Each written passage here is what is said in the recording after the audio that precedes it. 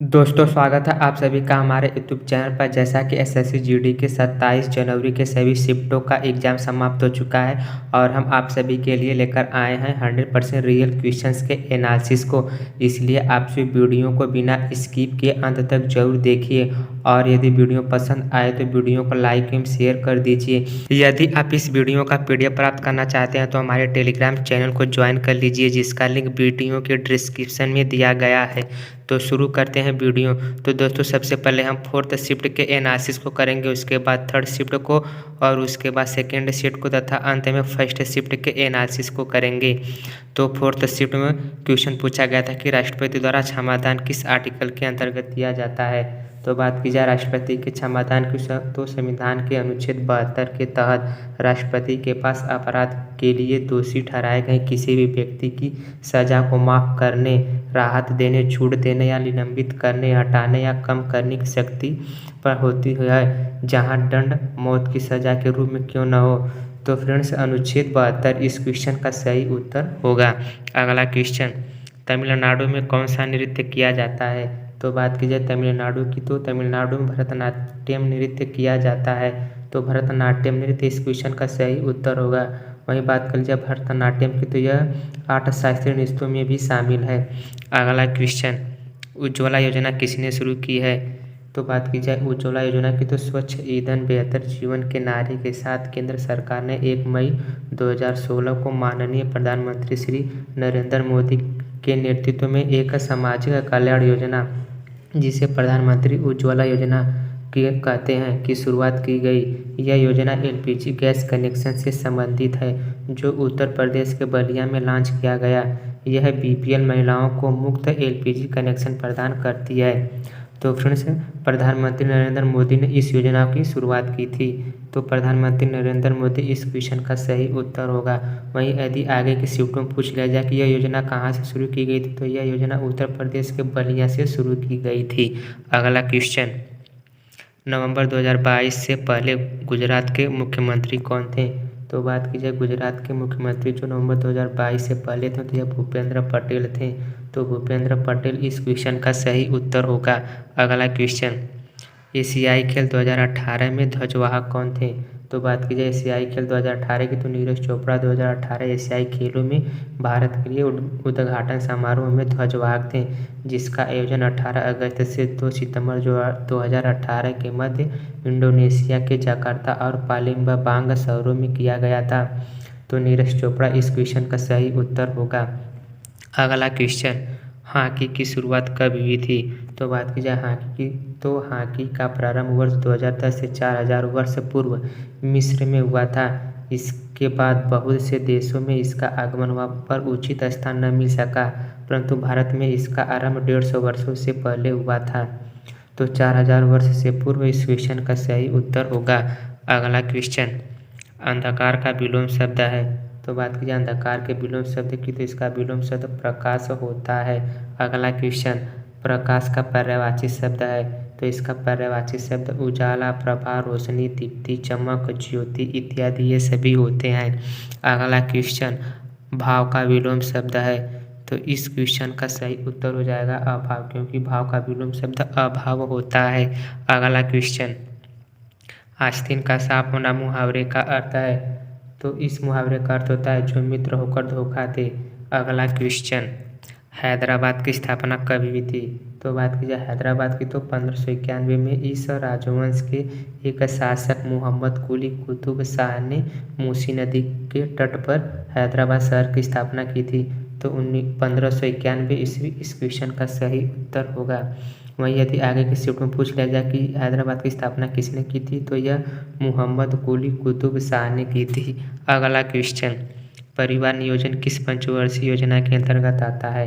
तो बात की जाए परिवार नियोजन की तो 5वें पंचवर्षीय योजना में यह कार्यक्रम विशिष्टताओं के साथ लागू किया गया, जिसमें 1975 ईस्वी के दौरान परिवार नियोजन आपातकाल के समय विशेष गतिशील हो गया।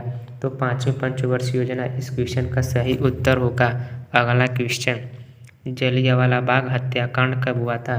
तो बात की जाए जलियांवाला बाग हत्याकांड की तो जलियांवाला बाग हत्याकांड भारत के पंजाब प्रांत के अमृतसर में स्वर्ण मंदिर के निकट जलियांवाला बाग में 13 अप्रैल 1919 में वैसाखी के दिन हुआ था। तो 13 अप्रैल 1919 इस क्वेश्चन का सही उत्तर होगा। तो दोस्तों फोर्थ शिफ्ट के में इतने क्वेश्चन प्राप्त हुए हैं। अब हम बढ़ते हैं थर्ड शिफ्ट के एनालिसिस की ओर। तो थर्ड शिफ्ट में क्वेश्चन पूछा गया था बिहू त्यौहार किस महीने में मनाया जाता है। तो बात की जाए बिहू त्यौहार की तो असम में एक साल में 3 बिहू मनाए जाते हैं, अर्थात 3 नामों से मनाए जाते हैं, जैसे बोहाग जो वैशाख में अप्रैल के मध्य मनाया जाता है, और माघ जो जनवरी के मध्य में मनाया जाता है, और काटी जो कार्तिक महीने के अर्थात अक्टूबर के मध्य के महीनों में मनाए जाते हैं। बिहू प्राचीन काल से असम में मनाया जा रहा है। तो आपके ऑप्शन में जो आया होगा वही आपका सही उत्तर होगा। अगला क्वेश्चन, फुटबॉल के ग्राउंड की लंबाई कितने मीटर की होती है। तो बात की जाए फुटबॉल की तो इंटरनेशनल मैचों में मैदान की लंबाई 100 से 110 मीटर अर्थात 110 से 120 यार्ड होती है, और चौड़ाई 64 से 75 मीटर अर्थात 70 से 80 यार्ड होती है। और गैर अंतर्राष्ट्रीय मैचों के लिए मैदान की लंबाई 91 से 120 मीटर लंबाई और चौड़ाई 45 से 91 मीटर रखी जाती है। तो 100 से 110 मीटर इस क्वेश्चन का सही उत्तर होगा। अगला क्वेश्चन, काला घोड़ा महोत्सव कहाँ मनाया जाता है। तो बात की जाए काला घोड़ा महोत्सव की तो काला घोड़ा कला महोत्सव मुंबई में आयोजित होने वाला एक वार्षिक कला महोत्सव है। ये वार्षिक सांस्कृतिक समारोह दक्षिण मुंबई के धरोहर उपक्षेत्र के व्यापक क्षेत्र में आयोजित किया जाता है। तो मुंबई इस क्वेश्चन का सही उत्तर होगा।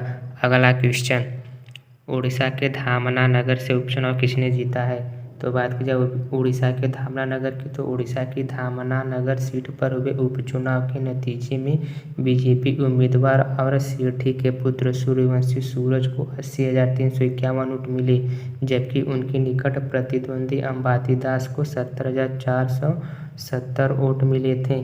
इस प्रकार बीजेपी उम्मीदवार ने उन्हें 9,881 वोटों के अंतर से हराया। तो सूर्यवंशी सूरज इस क्वेश्चन का सही उत्तर होगा। अगला क्वेश्चन, साहित्य अकादमी पुरस्कार में कितने रुपए की राशि प्रदान की जाती है। तो बात की जाए साहित्य अकादमी पुरस्कार की तो वर्तमान में इस पुरस्कार के लिए 1 लाख रुपए की राशि प्रदान की जाती है। एवं इस पुरस्कार की बात कर ली जाए तो इस पुरस्कार के लिए कब कितनी राशियाँ बढ़ाई गई। तो इस पुरस्कार के शुरुआती दौर में यानी 1955 से 1982 तक 5,000 रुपये के तौर पर राशि दी जाती थी, तथा सन 1983 में इस पुरस्कार में मिलने वाली राशि को बढ़ाकर 10,000 कर दिया गया, एवं 1988 में इस राशि को 25,000 रुपये कर दिया गया, एवं सन 2001 में इस राशि को 40,000 रुपये कर दिया गया, तथा सन 2003 में इस राशि को 50,000 रुपये कर दिया गया।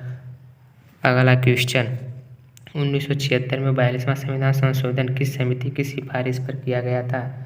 तो बात की जाए 42वें संविधान संशोधन की तो सरदार स्वर्ण सिंह समिति की सिफारिश पर संविधान संशोधन के माध्यम से 10 मूल कर्तव्यों की व्यवस्था की गई। राष्ट्रपति को कैबिनेट की सलाह को मानने के लिए बाध्य किया गया। तो सरदार स्वर्ण सिंह समिति इस क्वेश्चन का सही उत्तर होगा। अगला क्वेश्चन, ब्रह्मा का पर्यायवाची शब्द है।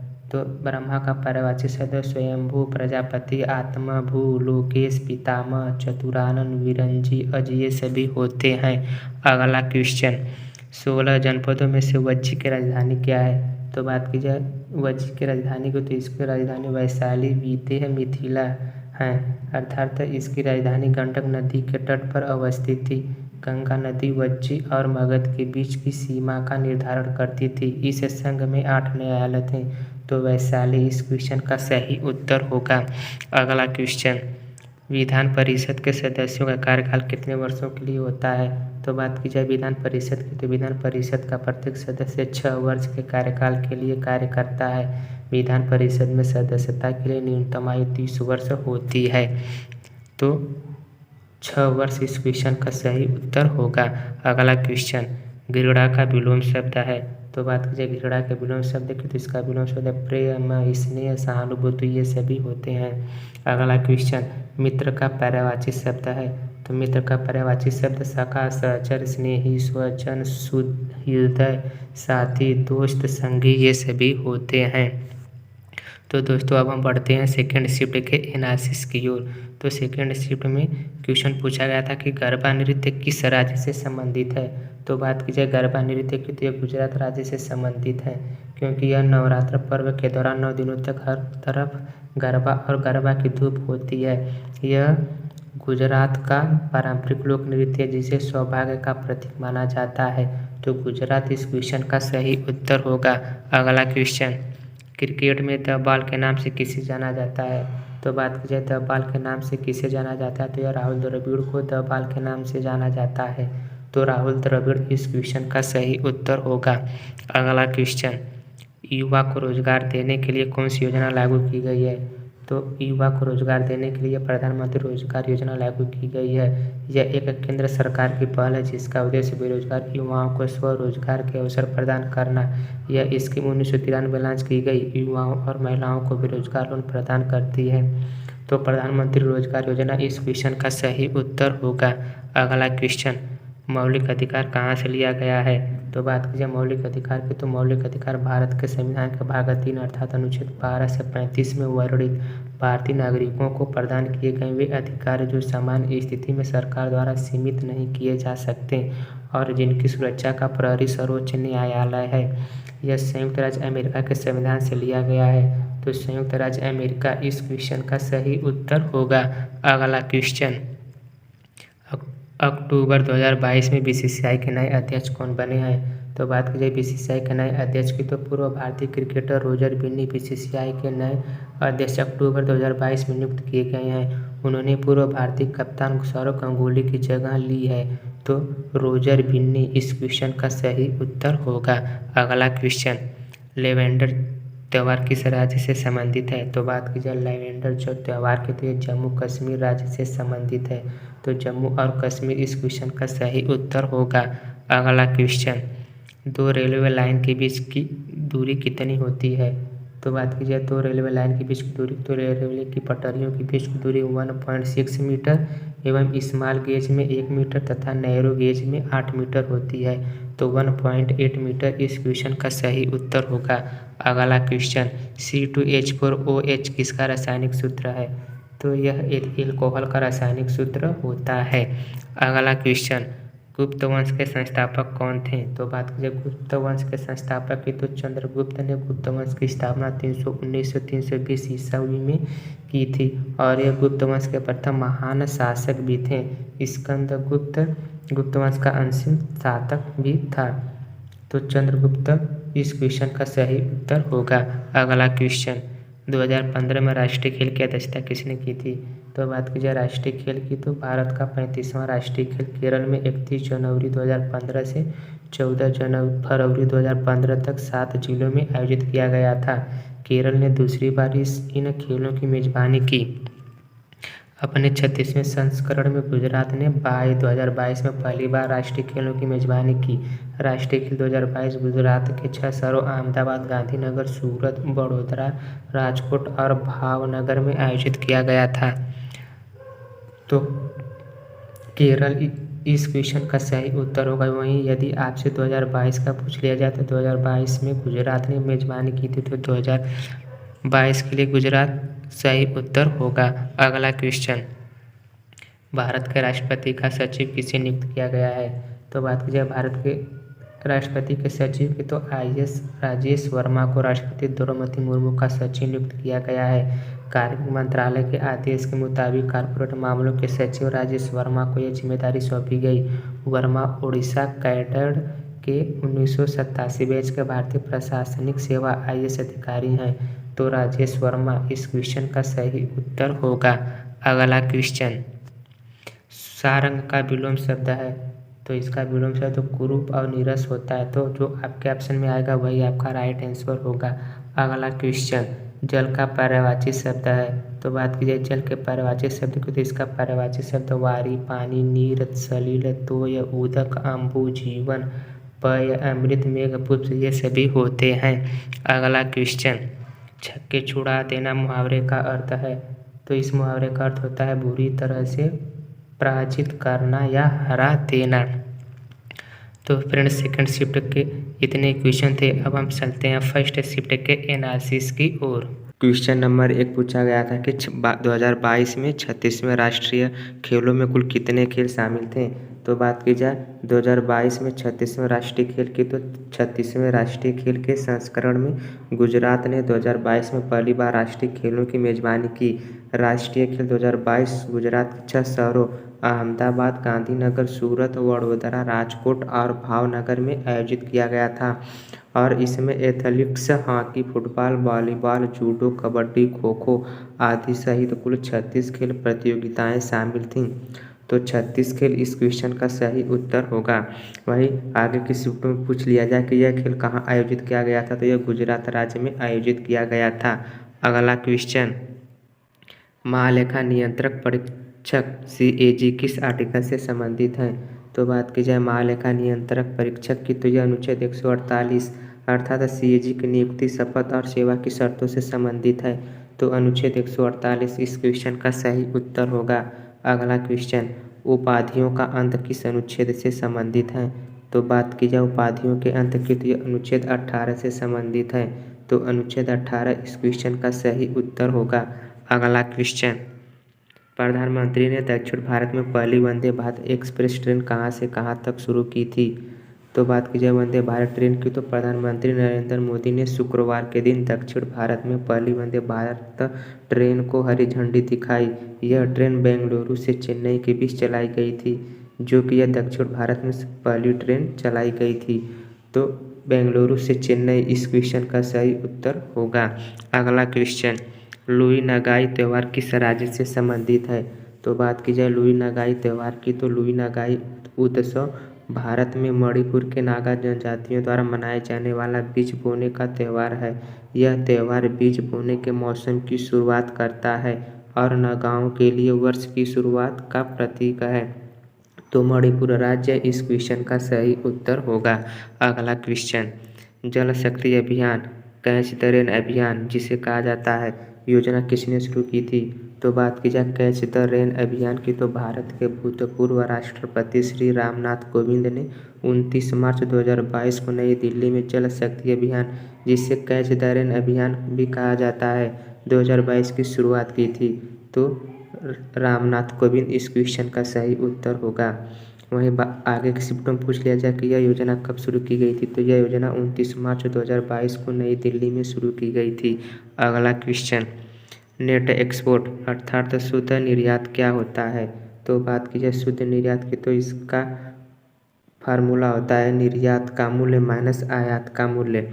अगला क्वेश्चन, ई कॉमर्स क्या होता है। तो बात की जाए ई कॉमर्स की, तो ई कॉमर्स एक ऐसा जरिया है जिसके माध्यम से हम अपने उत्पाद और सेवाओं को कभी भी और कहीं भी इंटरनेट के उपयोग से बेच और खरीद सकते हैं। अर्थात इसका अर्थ होता है उत्पादों को बेचना और खरीदना। अगला क्वेश्चन, अरब सागर में कौन सी नदी गिरती है। तो बात की जाए अरब सागर की, तो सिंधु नदी सबसे महत्वपूर्ण नदी है जो अरब सागर में गिरती है। इसके अलावा भारत की नर्मदा और ताप्ती नदियाँ भी अरब सागर में गिरती हैं। तो आपके ऑप्शन में जो आया होगा वही आपका राइट आंसर होगा। अगला क्वेश्चन, 1936 में बर्लिन ओलंपिक में भारत के हॉकी टीम के कप्तान कौन थे। तो बात की जाए बर्लिन ओलंपिक 1936 की, तो इस खेल में भारत के हॉकी टीम के कप्तान मेजर ध्यानचंद थे। तो मेजर ध्यानचंद इस क्वेश्चन का सही उत्तर होगा। अगला क्वेश्चन, हड़प्पा सभ्यता का दक्षिणी स्थल कौन सा है। तो बात की जाए हड़प्पा सभ्यता की, तो हड़प्पा सभ्यता का दक्षिणी स्थल अर्थात दक्षिणी बिंदु दायमाबाद जो महाराष्ट्र में स्थित है, और पूर्वी स्थल आलमगीरपुर मेरठ जो उत्तर प्रदेश में स्थित है, तथा पश्चिमी बिंदु बलूचिस्तान है। तो दायमाबाद इस क्वेश्चन का सही उत्तर होगा। अगला क्वेश्चन, साथ पढ़ने वाले के लिए एक शब्द है। तो इसके लिए एक शब्द होगा सहपाठी। अगला क्वेश्चन, भास्कर का पर्यायवाची शब्द है। तो बात की जाए भास्कर के पर्यायवाची शब्द की, तो इसका पर्यायवाची शब्द रवि, दिनकर, सूरज, सूर्य इत्यादि ये सभी होते हैं। अगला क्वेश्चन, अनुराग का विलोम शब्द है। तो अनुराग का विलोम शब्द विराग होता है। अगला क्वेश्चन, जिप्सम को कितनी डिग्री ताप पर गर्म किया जाए कि वह बदल जाए।